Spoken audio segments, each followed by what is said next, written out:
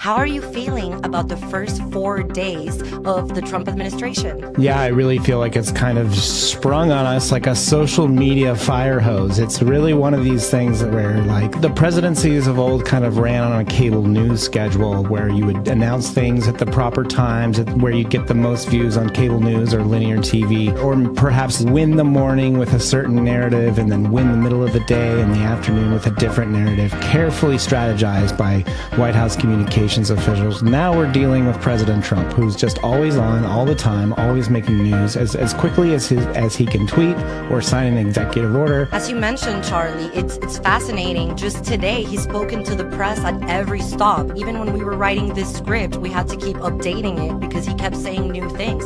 How are you going to keep up with all of this for 4 years?